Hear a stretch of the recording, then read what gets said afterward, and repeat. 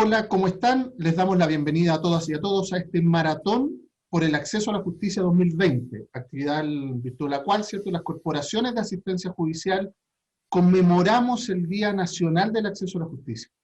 Quiero recordarles que estamos transmitiendo de manera simultánea en las páginas de Facebook de la CAJTA, de CAJVAL, de CAJMetro y de CAJBioBio. En este módulo en particular nos vamos a referir a la temática de deudas, al endeudamiento de las personas, y van a participar profesionales de las 4 corporaciones de asistencia judiciales del país, a quienes paso a presentar. En primer lugar, tenemos a Loreto Aguayo Retamales. Ella es abogada civil del Consultorio Jurídico Punta Arenas, perteneciente a la CAJMetro.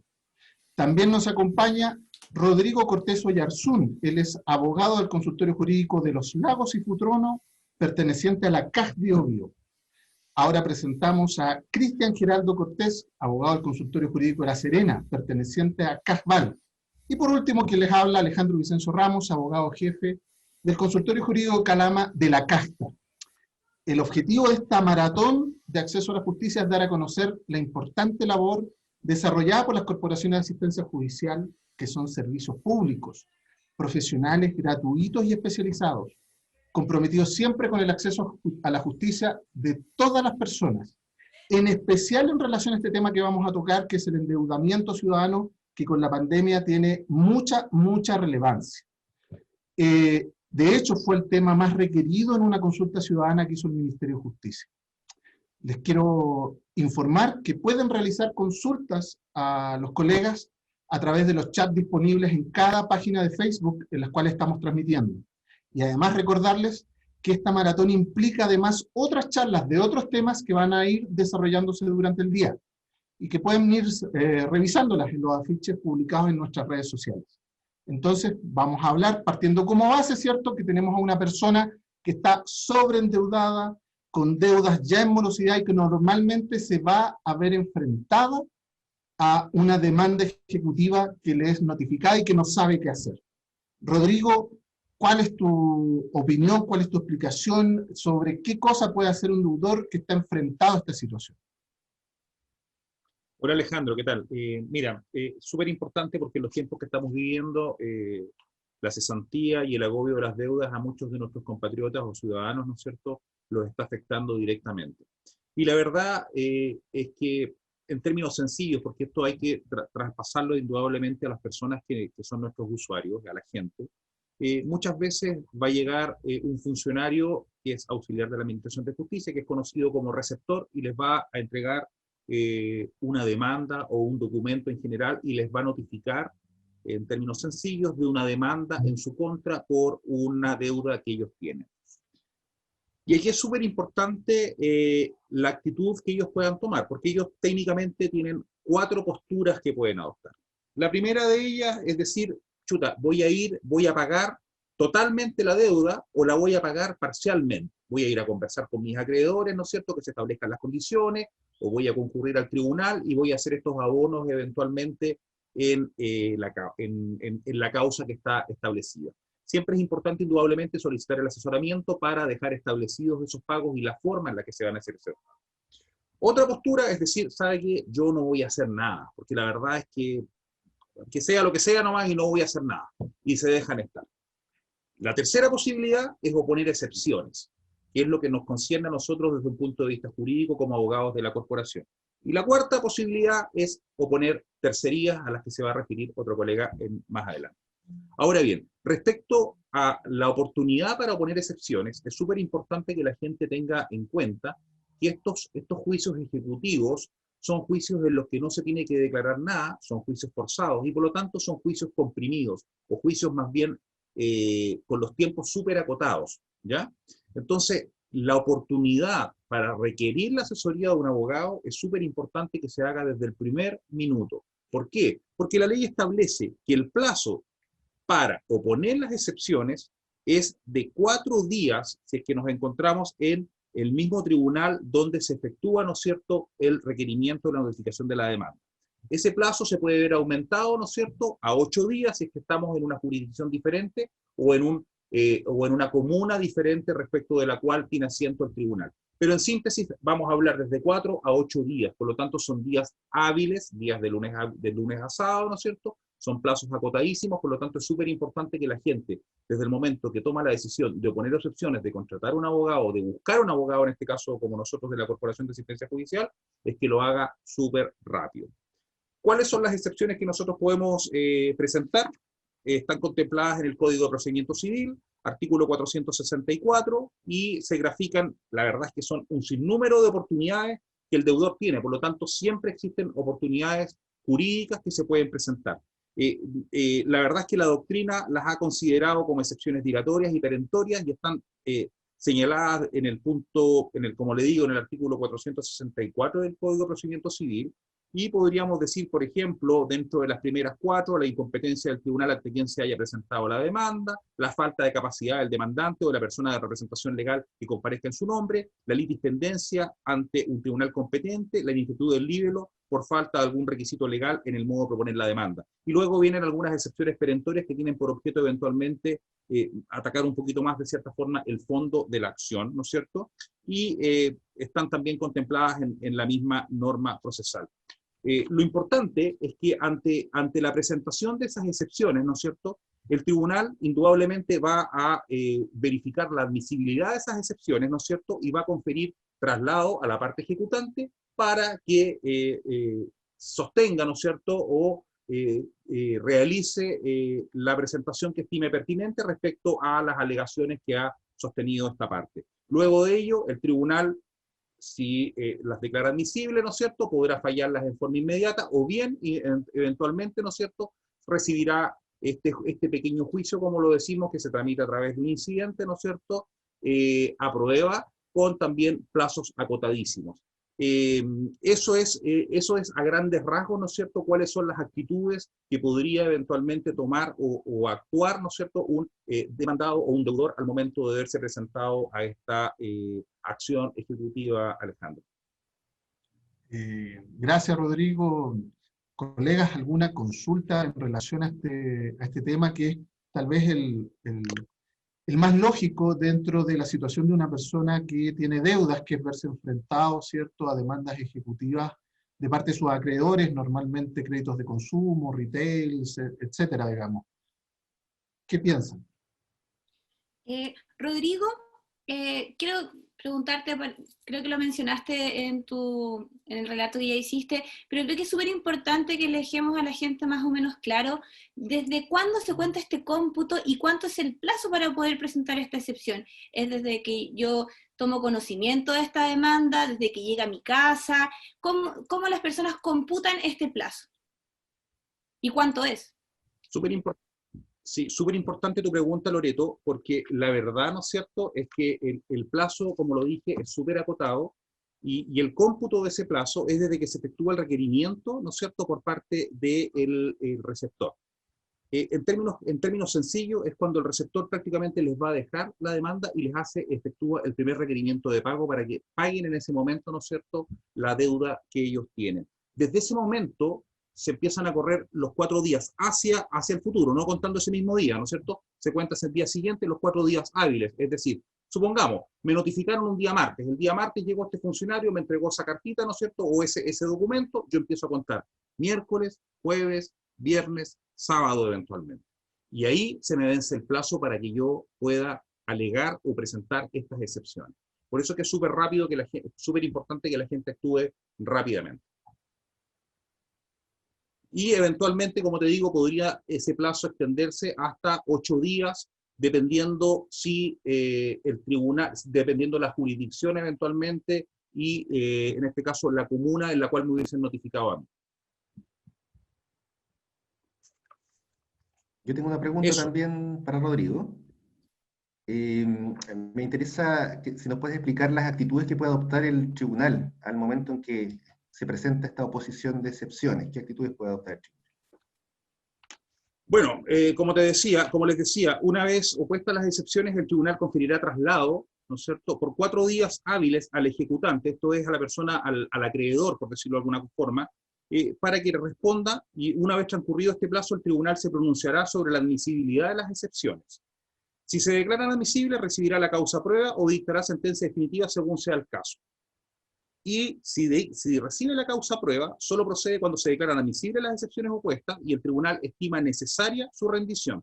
Y aquí es súper importante señalar que la rendición de la prueba es una sentencia interlocutoria y tiene prácticamente las mismas características que en el juicio ordinario. Y la forma de rendirse la prueba debe rendirse en el mismo modo en el que se hace en un juicio ordinario, y el término probatorio es de 10 días hábiles, siendo fatal para ello la prueba de los testigos, que generalmente el tribunal habilita un día excepcional y una hora excepcional, ¿no es cierto?, que la señala en la resolución que recibe la causa prueba, señala el día y la hora en la que se deberá rendir la prueba testimonial. Eso es a grandes rasgos.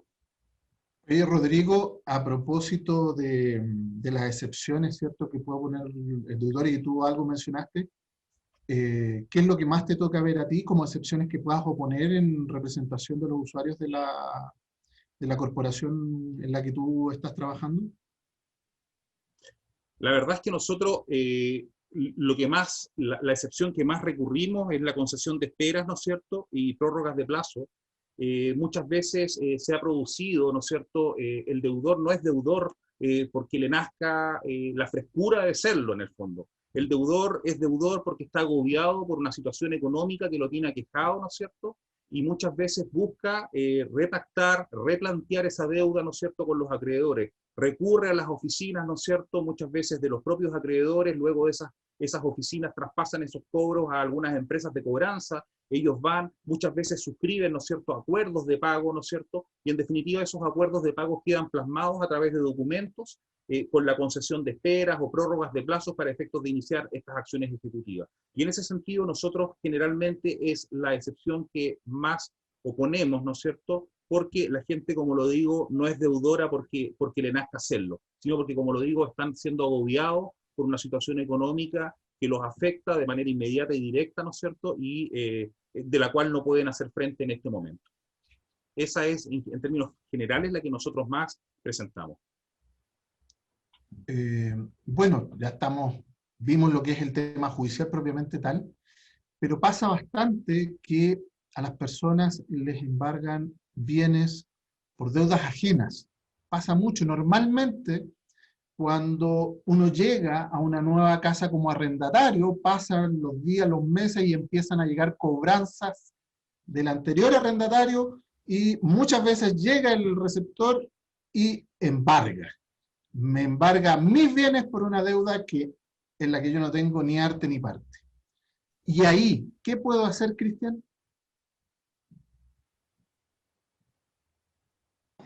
Gracias, Alejandro. Afortunadamente la ley contempla esta situación y contempla solución. La verdad es que naturalmente los acreedores pueden hacer valer lo que en derecho se llama el derecho de prenda general, que tiene sobre los bienes del deudor, pero precisamente sobre los bienes del deudor, no los bienes de terceros.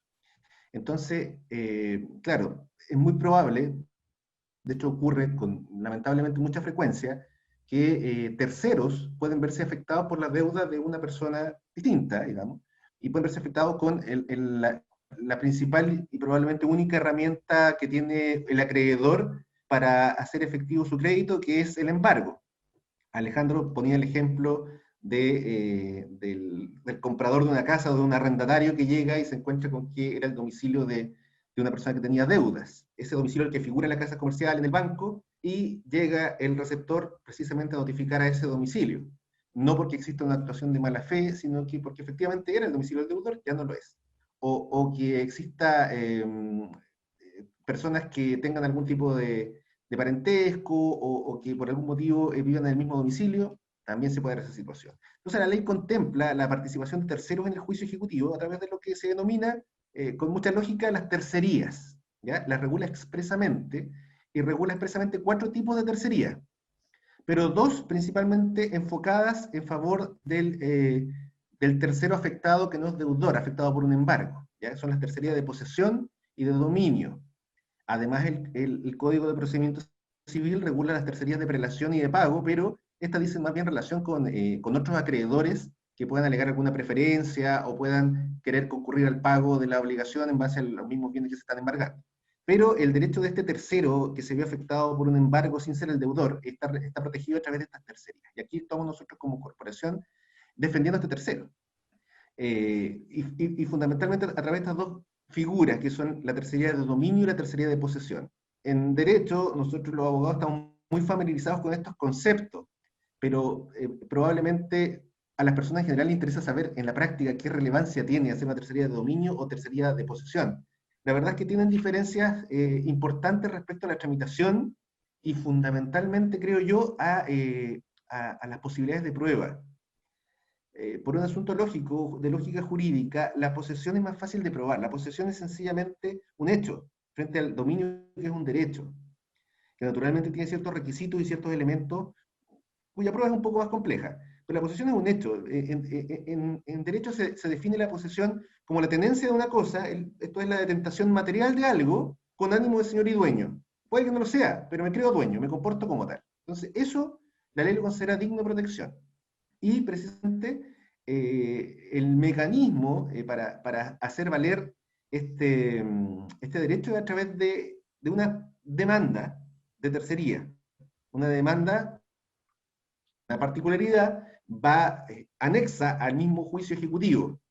Y yo como tercero afectado, demando literalmente a el acreedor, que me está embargando sin yo ser su deudor, y al propio deudor, por culpa de quien yo me veo arrastrado a la necesidad de defenderme en un juicio. Entonces, se realiza un procedimiento judicial, es un juicio dentro de otro juicio, donde yo tendré que probar lo que estoy alegando. También eso es importante saber, no basta con que yo lo diga. Si bien es cierto, la ley en el último tiempo, o no tan en el último tiempo, ha establecido algunos mecanismos que facilitan esto. Por ejemplo, el receptor tiene un deber, en el momento de la traba del embargo, cuando practica el embargo, de recoger la declaración o la alegación de alguien que en el momento diga, oye, yo soy el dueño. Eso nos facilita después las cosas. Porque, o sea, en el momento del embargo lo señaló, quedó constancia en el acta, después tiene coherencia que él presente una tercería. Entonces, este tercero tiene estas dos opciones. ¿Cuáles son las grandes diferencias? El procedimiento en la tercería de dominio es más extenso, es un juicio ordinario, literalmente, dentro de un juicio ejecutivo, un juicio ordinario, que es un juicio largo, con algunas pequeñas diferencias, algún trámite menos, pero en definitiva un juicio extenso de largo conocimiento. Y la tercería de posesión, por la cual generalmente nosotros nos decantamos, porque es más sencilla la tramitación, tiene la tramitación de que una tramitación breve, así para decirlo en términos bien sencillos, la tramitación breve. Y la otra gran diferencia en la práctica, lo que probablemente más le interese a nuestro representado, a nuestro usuario, es paralizar el apremio. Porque esos bienes embargados no se van a quedar guardados para siempre, esos bienes embargados se van a sacar a remate, y yo los voy a perder. O sea, si soy el deudor, se sacan a remate, los pierdo, claro, pero con eso se pagan las deudas, se abonan las deudas, dependiendo de la cuantía. Pero si soy un tercero, ¿por qué voy a sacar a remate cosas mías? Entonces a mí me interesa que se suspenda la premia. Y la ley establece requisitos. Lo mismo, por eso nos decantamos por la tercería de posesión generalmente, porque es un poco menos exigente la ley. Si presentamos una tercería de dominio, y ya nos imaginaremos que la exigencia probatoria es un poco mayor, también es mayor la exigencia para suspender el procedimiento de apremio, es decir, impedir que esto se vaya a remate, en términos sencillos. ¿Qué me exige la ley? Un instrumento público. Un instrumento público. La ley es un poco ambigua, nos dice que mi alegación se apoye en un instrumento público. O sea, yo entiendo que no significa que el instrumento público sea la compraventa de los bienes de mi casa. Puede ser la escritura de la casa, como apoyo, digamos. Ahí dependerá del criterio del juez. Y un instrumento público tiene que tener fecha anterior a la presentación de la demanda, ni siquiera el embargo, a la presentación de la demanda. Y con eso yo puedo obtener que se suspenda el procedimiento de apremio. Tratándose de la tercería de posesión, la ley es un poco menos exigente, creo yo, porque exige antecedentes que constituyan presunción grave del derecho que se invoca. Es decir, que yo tenga algún documento o algún antecedente de alguna naturaleza que haga creer al juez que es probable que los bienes me pertenezcan. Podrá ser también la escritura de la casa, podrá ser boleta de esos bienes, que genera un tema probatorio, porque las boletas tienen cierto valor para el juicio, pero a lo mejor poco valor para el juicio, pero sí me sirven mucho para suspender el procedimiento. Y con eso yo ya trabajo tranquilo, y hacemos el juicio, pero sabiendo que el procedimiento de apremio está suspendido, si no se va a generar un problema. La ley dice que si no se sigue adelante por los derechos que tenga el deudor sobre los bienes, pero eso es una dificultad, es una complicación que nosotros vamos a querer evitar. Entonces nos va a interesar principalmente suspender el procedimiento de apremio. Y luego se desarrolla el juicio, yo puedo rendir todo tipo de pruebas, nuevamente con la tercería de dominio es un poco más complejo, el dominio es más difícil de acreditar, la posesión la puedo probar por cualquier medio de prueba, incluyendo la prueba de testigo. Y con las limitantes que establece el derecho civil, hay personas que no pueden ser testigos, los parientes no pueden ser testigos, las personas que tienen un grado de amistad alta tampoco, los que tengan interés tampoco, pero un vecino podría ser un buen testigo, por ejemplo, de una tercería de posesión, y con eso yo puedo salvar mi derecho sobre bienes de mi propiedad que se vieron afectados en un procedimiento en el que yo no soy deudor. Es un procedimiento sencillo y el que nosotros como corporación otorgamos la asesoría respectiva. Colega, en relación a lo que ha comentado Cristian, que es bastante interesante y además de alta aplicación, digamos, regular por nuestros consultorios, ¿tienen dudas, tienen consultas, a fin que Cristian aclare algún concepto? Sí, Cristian, ¿es posible que yo como ya me notificaron, pueda interponer una tercería preventiva, esto quiere decir antes del embargo? A ver, es una pregunta bastante común, de bastante interés, porque probablemente yo voy a estar advertido antes del embargo de que viene algo malo en mi contra, porque me va a llegar una notificación. Cuando comentó Rodrigo anteriormente de cómo empezaba este juicio, puede que llegue una notificación a mi casa, y claro, acabo de comprar mi casa o acabo de arrendar mi casa y la notificación viene a nombre de un tercero. Los métodos para comprobar domicilio no son muy exigentes, o sea, el receptor puede preguntarle a los vecinos, y los vecinos vieron a la persona 2 días antes, y dice, sí, vive ahí el caballero, y resulta que no saben que yo me acabo de cambiar, entonces me llega la notificación. Entonces se da mucho esa pregunta. Lamentablemente, hay que pasar el mal rato del embargo, porque la tercería es sobre bienes determinados. Entonces yo no sé qué me van a embargar, yo no puedo alegar, presentar una tercería sobre bienes que no han sido embargados aún, lo que lamentablemente es incómodo, pero si bien es cierto, y tal vez en algún tribunal se puede dar algún criterio distinto, pero la verdad es que en general se entiende que para embargar bienes, o sea, para presentar una tercería, tiene que ser sobre bienes determinados que estén embargados, es decir, que estén, y para aclarar también el punto, que también es de confusión a veces para los usuarios, el embargo no es el momento en que se llevan las cosas de la casa, sino es el momento en que el receptor los anota. Esa lista yo necesito para presentar el embargo. Y desde ese momento yo puedo, pero para presentar la tercería, desde ese momento ya podría ser. ¿Rodrigo? Sí, a ver, Cristian, tú hablaste de principalmente dos tipos de tercerías, tercería de dominio y tercería de posesión. ¿Es posible que yo como deudor pueda obtener un resultado favorable ante el tribunal si es que no tengo algún documento para acreditar este dominio o esta posesión? Bueno, la verdad es que aquí claramente hay que distinguir, como se suele decir en nuestro rubro, ¿cierto? La verdad es que, como lo señalé anteriormente, la tercería de posesión es menos exigente en materia probatoria, pero la tercería de dominio también depende a ver, nosotros tenemos un sistema registral respecto o de prueba de dominio a través de documentos, fundamentalmente respecto a los bienes inmuebles, ¿ya? La respuesta en general a la pregunta sería que es posible que yo obtenga una sentencia favorable sin documentos, no es un requisito sine qua non, ¿ya? O sea, no tengo boleta, llega el usuario y nos dice, ¿puedo hacer algo? Y la verdad es que sí. Vamos a tener un problema, no menor, como le comenté anteriormente, para suspender el procedimiento de apremio. Probablemente ahí sí necesitemos documentos, ¿ya? Pero si no contamos con documentos, sí podemos rendir otro tipo de prueba y perfectamente podemos obtener una sentencia favorable en la tercería con prueba de testigos. Así que la respuesta es sí, puedo obtener una sentencia favorable si presento una prueba como corresponde y si estoy bien asesorado, sin necesidad de documentos. Gracias, Cristian. Oye, Cristian, y si por casualidad soy pariente del deudor, digamos, esa circunstancia, ¿es un impedimento para que podamos interponer, cierto, una tercería? es una situación, Alejandro, bastante común,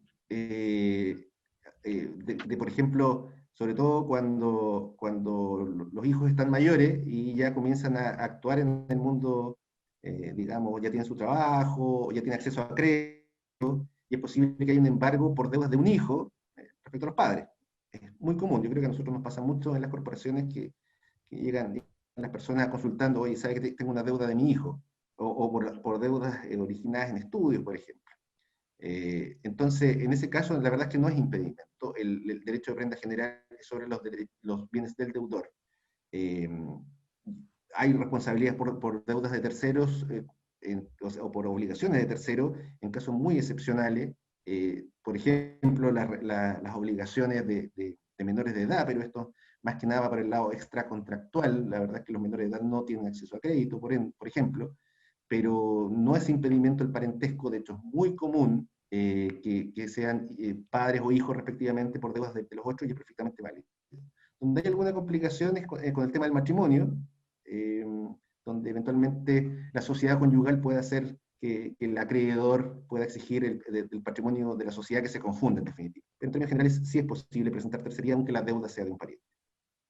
Gracias, Cristian. Muy clara la explicación. Esperemos que a la gente también le haya quedado claro que puede hacer cosas. Ahora, es importante, ¿cierto?, tener claro que los deudores tienen derechos.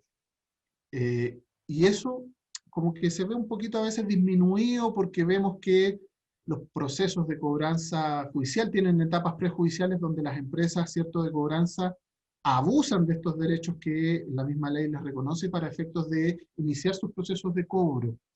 Y en estos casos, Loreto, ¿cuál es tu opinión en relación al tema de los cobros abusivos, pero en general sobre los derechos del deudor frente a sus acreedores? Muchas gracias, don Alejandro, por la pregunta. Es súper importante también que nosotros como deudor, yo ya contraje una obligación, como señalaba anteriormente Rodrigo, las personas pueden estar tan apremiadas de deudas, circunstancias económicas, laborales, que le impiden poder seguir pagando sus obligaciones contractuales. Entonces, estas personas ya se encuentran adeudadas y pueden existir acciones extrajudiciales, las que presentan generalmente las casas comerciales, las empresas crediticias, financieras, o a veces estas mismas instituciones se las entregan a empresas externas de cobranza para que hagan los trámites para cobrarnos a nosotros como deudores. Esa es la extrajudicial. También tenemos otra vía, que es la judicial, cuando ya nos encontramos frente a un procedimiento ante tribunales de justicia. Nosotros tenemos que tener claro como deudores que tenemos derechos, y son garantías que nos establece la ley. Por ejemplo, voy a mencionar algunos de los casos que se dan mucho en la práctica, en la corporación, de personas que son deudores y llegan con diferentes dudas, inquietudes de respecto de cuáles son sus derechos y hasta dónde pueden ejercer sus derechos también los acreedores, ya que ellos son quienes generalmente, al tener mayores, por ejemplo, abogados en empresas más grandes, generalmente tienen más acceso a poder presentar acciones judiciales, y el deudor se siente un poco minorizado o inferior frente a la postura de aquel acreedor. Es importante señalar, por ejemplo, cuando un deudor tiene una deuda de hace muchos años. A veces uno tiene una deuda de 6 años, 8 años, y dice, ya se olvidó, ya nadie me va a cobrar, nunca me demandaron, nunca me notificaron de un procedimiento. Entonces dicen, esta deuda quedó en el olvido, ya pasó, pasa en blanco. Y después este mismo deudor se acerca a un banco, y cuando se acerca al banco pide un crédito de consumo, y el banco le dice, no, usted no puede pedir un crédito de consumo. ¿Por qué? Porque usted está en el boletín comercial, usted tiene esta deuda que es de hace 7 años. Entonces la persona dice, pero si esta deuda era tan vieja, nunca me la cobraron, ¿qué puedo hacer en ese momento? Entonces, para eso existe la institución jurídica, que es la prescripción. La prescripción es una institución que tiene que tener 2 requisitos copulativos. Es súper importante, porque muchas personas piensan que solamente el transcurso del tiempo hace operar la prescripción. Pero no es solamente el transcurso del tiempo, que por regla general en las deudas es de 5 años. También tiene que existir otro requisito, que es que ésta sea alegada. ¿Alegada ante quién? Ante un tribunal de justicia. Entonces, cuando cumplimos estos requisitos, existe un procedimiento judicial y posteriormente una sentencia favorable en favor de este deudor, vamos a lograr solicitar que esta empresa crediticia bancaria pueda sacarnos del boletín comercial y también pueda cesar de llamar por teléfono cobrándome, de mandarme mails, mandarme cartas cobrándome estos dineros que el tribunal ya decretó que están prescritos. Otra de las circunstancias muy asociadas a lo que recién mencioné es lo que ocurre cuando me empiezan como deudor a llamar.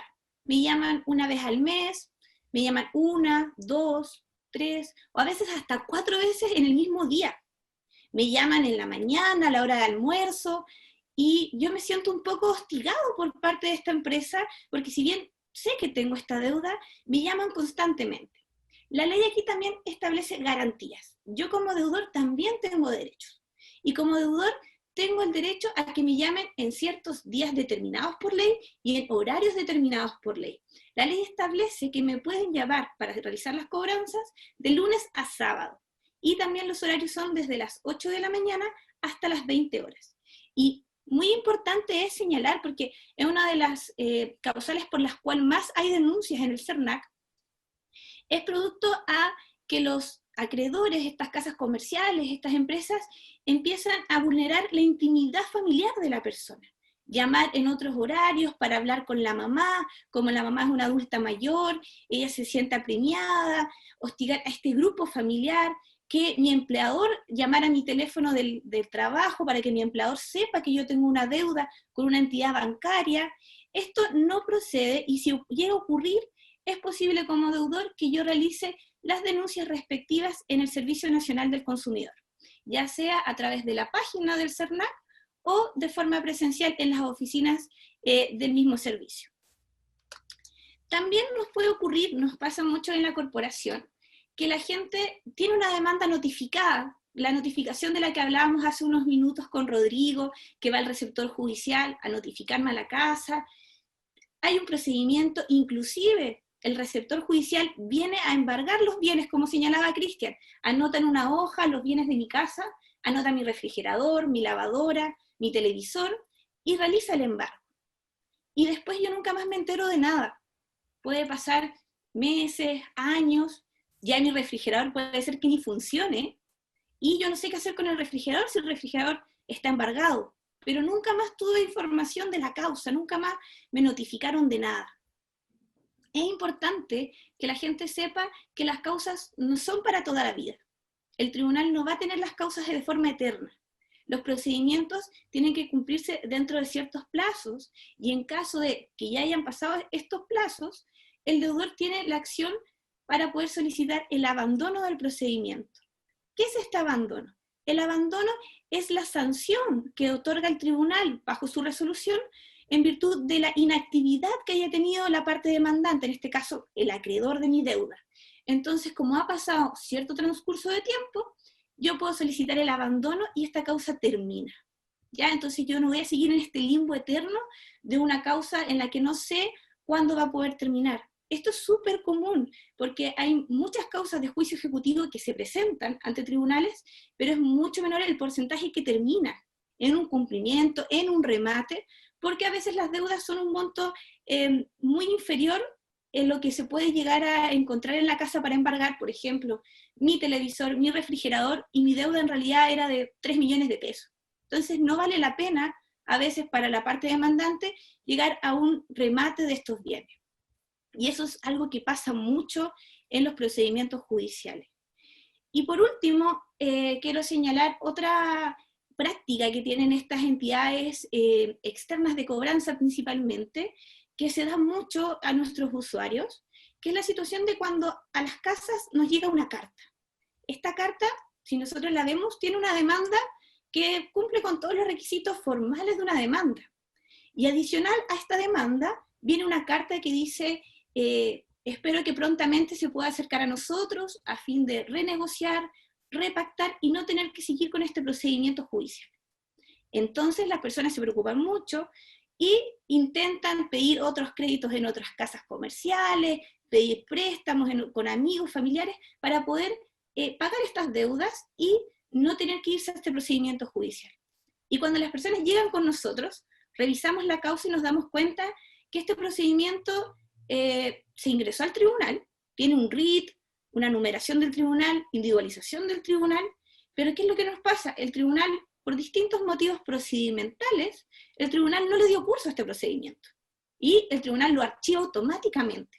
Entonces, propiamente tal, no hay una demanda en mi contra, pero lo que intenta hacer esta empresa de cobranza es tratar de apremiarme de otras formas que nosotros creemos que son judiciales, pero no lo son. Como señalaba anteriormente Rodrigo, quien tiene que notificarnos de la demanda, la primera notificación de nuestra demanda tiene que ser un ministro de fe, y el llamado a esto es un receptor judicial. No nos puede llegar una carta, y menos que venga directamente hecha por parte del demandante. Entonces es importante que las personas, antes de acelerarse e ir a pagar, se asesoren. Pueden acercarse a cualquier corporación de asistencia judicial, la más cercana a su domicilio, y que un abogado le pueda ayudar a ver en realidad si esta causa está en curso, si está notificada legalmente. Gracias, Loreto. Súper clara tu explicación. Cristian, ¿tienes alguna duda en relación a este tema? Sí, gracias Alejandro. Me interesaría saber, Loreto, si tú sabes cuáles son los principales motivos de reclamo ante el CERNAC por estas situaciones de cobros abusivos.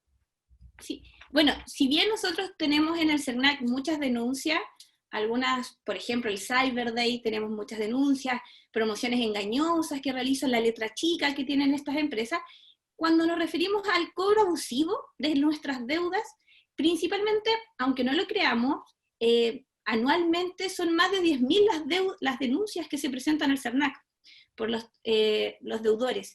Y el principal motivo es que en realidad el deudor no reconoce tener esta deuda. Dice que en realidad nunca, ni siquiera tiene una cuenta con la casa comercial, que en realidad la deuda está prescrita, que ya lo pagó, y esa es principalmente la primera causal de los reclamos. La segunda causal es por ser invadida mi intimidad laboral y mi intimidad familiar, que es lo que mencionaba anteriormente. Y también el tema de que me llamen para cobrarme deudas de terceros que desconozco.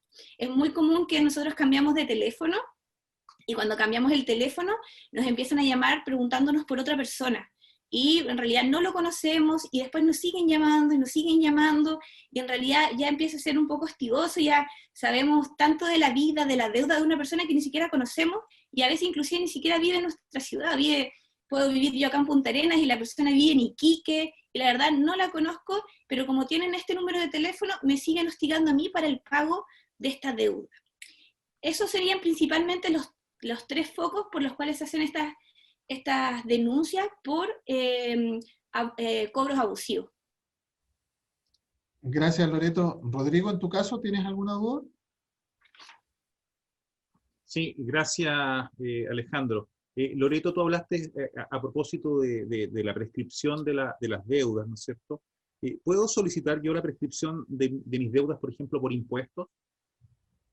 Sí, es algo que nosotros lo vemos muy comúnmente, por lo menos acá en la Corporación de Punta Arenas. Muchas personas vienen por la prescripción respecto de los impuestos adeudados, pero a diferencia de lo que nosotros señalamos como regla general estos 5 años, aquí nosotros tenemos un plazo que la ley nos establece más acotado. Aquí ya nos referimos a 3 años por regla general. Y demandamos a la Tesorería General de la República. Sí, eso es súper relevante porque es una acción especial, Gracias, una acción de prescripción súper especial.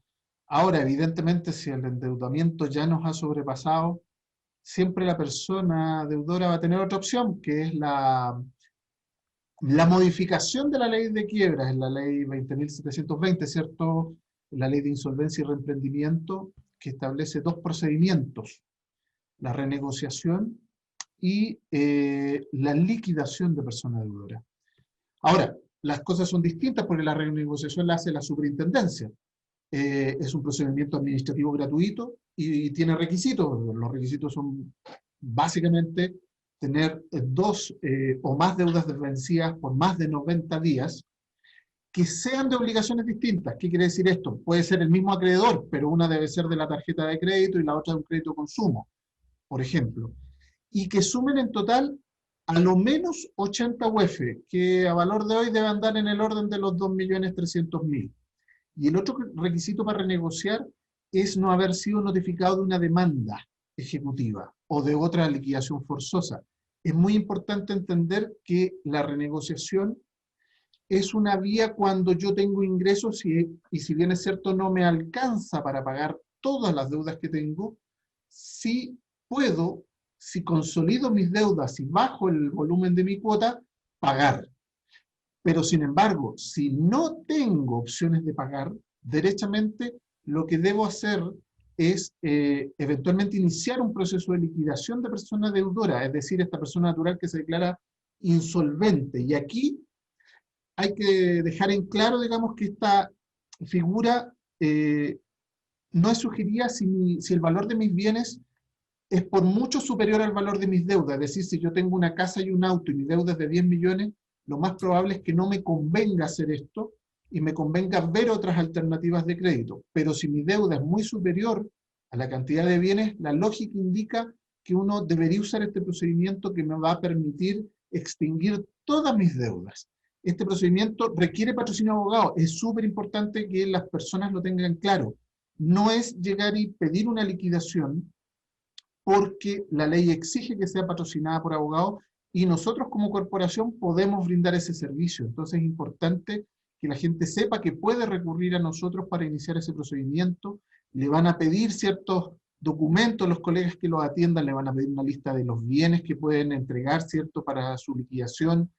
También los bienes que no entran en la liquidación, porque hay bienes que no entran, que son los bienes que son inembargables, como la cocina, la cama, ese tipo de cosas. También le van a pedir una lista con los juicios que tenga vigentes y el estado de las deudas indicando los acreedores y formas de contacto. Ahora, hay mucha gente que tiene la duda y dice si todas las personas pueden usar este procedimiento. Es claro que la ley establece una distinción en las personas y las personas que no pueden acceder a este procedimiento son aquellas que han emitido boletas de honorarios en los últimos 2 años. Por lo tanto, todo el resto de las personas en general podemos decir que pueden ser sujetos de un proceso de liquidación de persona deudora.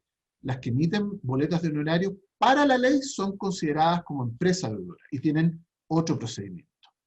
Ahora, en cuanto a las deudas que pueden entrar en este procedimiento, yo diría que son todas. Hay algunas dudas sobre el tema del crédito con aval del Estado, a propósito del proceso de liquidación de persona deudora, pero la Suprema, si bien es cierto, ha tenido un comportamiento más o menos claro en decir que no ingresan a este procedimiento. En un par de recursos de protección de hace poco, del mes de agosto de este año, la Corte Suprema falló que si las deudas eran incluidas en el procedimiento y el acreedor de este crédito con aval del Estado no solicitaba al tribunal que los excluyera, las deudas quedaban incluidas, se extinguían y por lo tanto tampoco podían ser comunicadas. Esa jurisprudencia a propósito de recursos de protección, muy particular, salieron un par de fallos en el mes de agosto del año pasado.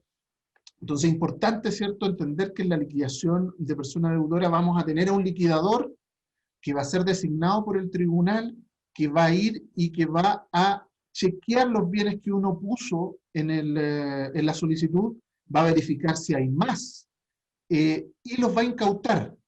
Y con los acreedores se van a poner de acuerdo en la mejor forma para subastar esos bienes, venderlos de manera directa, en realidad ahí depende de los acreedores, y con esa plata pagar todas las deudas.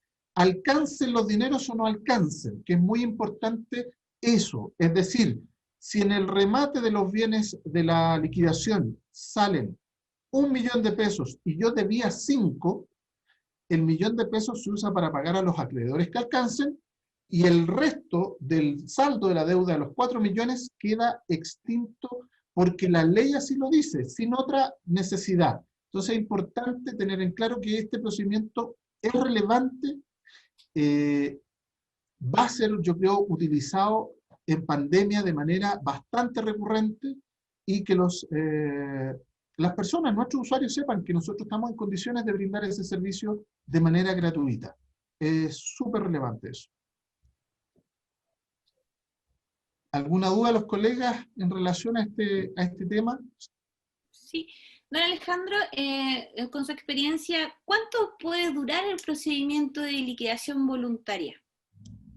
Si bien es cierto, Loreto, la ley cuando se dictó se pensó en un proceso de aproximadamente unos 8 meses. Lo cierto es que yo me he visto enfrentado a procesos de liquidación que han durado hasta casi 3 años. Por lo tanto, en rigor, entre 8 meses y 3 años, yo diría que es el margen en el que se van a mover la mayoría de los procesos de este tipo. Alejandro, tengo una Cristian, dime. pregunta. Si lo puedes aclarar. Respecto al del crédito con aval del Estado, ¿entran o no entran? En Mira, definitiva, el tema es súper discutido, es muy buena el debate jurídico que hay. Lo que yo sugeriría es incluirlo en el listado de deudas. Esa es la base. Para en el fondo obligar al acreedor a hacer una presentación tendiente a excluirlo. ¿Por qué? Porque si el tribunal determina su exclusión, como ha sido la regla general cuando ha pasado eso, ese crédito va a quedar fuera. Pero si al acreedor se le pasa la oportunidad procesal para pedir la exclusión, ese crédito va a estar incluido en la liquidación y la resolución de término en el fondo la va a declarar extinto. Entonces la sugerencia ahí incluye lo igual, que sea el juez el que diga que no.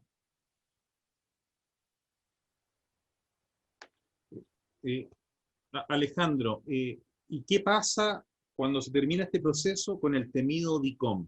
¿Se borran o no se borran esa...? Bueno, efectivamente, una vez que este proceso termina, se dicta una resolución por el tribunal y esa resolución tiene un efecto legal que es declarar extintas todas las deudas. O sea, toda deuda que fuese contraída antes del inicio del proceso de liquidación en virtud de esa resolución termina, se declara extinta. Y esa extinción tiene otro efecto. En virtud de otra ley, que es la ley 19.628 sobre protección de la vida privada, ¿cierto? Y datos personales, porque las deudas extintas no pueden ser informadas. Por lo tanto, con la resolución de término del proceso de liquidación y las deudas que están consignadas en la causa, uno puede pedir perfectamente a estos bancos de información comercial, sean públicos o privados, como ocurre con el DICOM, que es un banco privado de información financiera, que elimine esas deudas. Por lo tanto, la respuesta es sí, sí, se pueden eliminar y por lo tanto, lo importante acá es que la persona tenga la oportunidad de volver a emprender, de volver a generar movimiento económico sin la mochila, sin la carga de lo que significa tener un DICOM hoy en día, que es casi una muerte civil. Bueno, amigos, amigas, es un gusto estar con ustedes compartiendo en estos minutos. Concluimos ahora, ¿cierto?, esta conversación en el maratón, ¿cierto?, por el acceso a la justicia, que ha sido organizado por las corporaciones de asistencia judicial del país. Quiero agradecer la participación de todos ustedes, colegas, ¿cierto?, de Loreto Aguayo Retamales, de la CAS Metro, de Rodrigo Cortés Oyarzún, de CAS Bio Bio, de Cristian Geraldo Cortés, de CAS Val, que les habla Alejandro Vicencio de la Casta, y despedirnos, espero que sea hasta pronto, para tratar algún otro tema de tanto interés como fue este, del endeudamiento de las personas. Así que, bueno, un gusto haberlos saludado. Chao, chao. Chao. Chao. Chao.